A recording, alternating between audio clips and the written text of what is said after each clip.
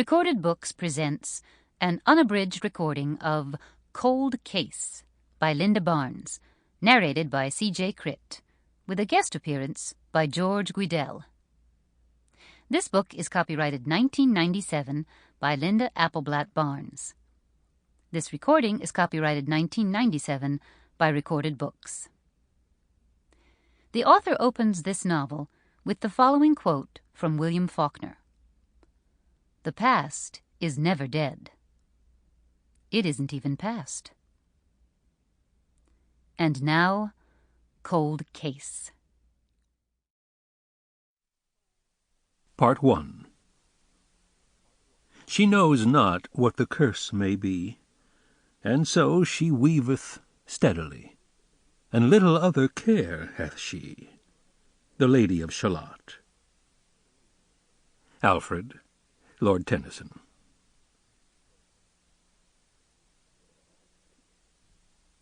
August.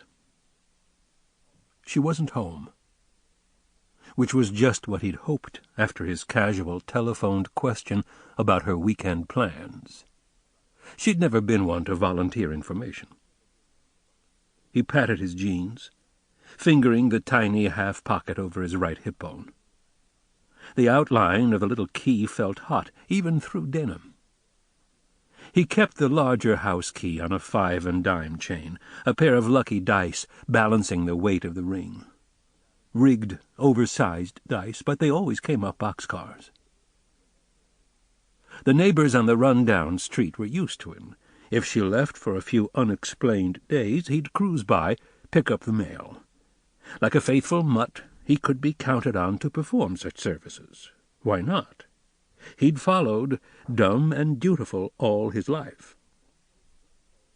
For a moment he saw himself as she must see him, frozen like a bug in amber, trapped at some younger age. When had he stopped growing in her eyes? At 15, 16?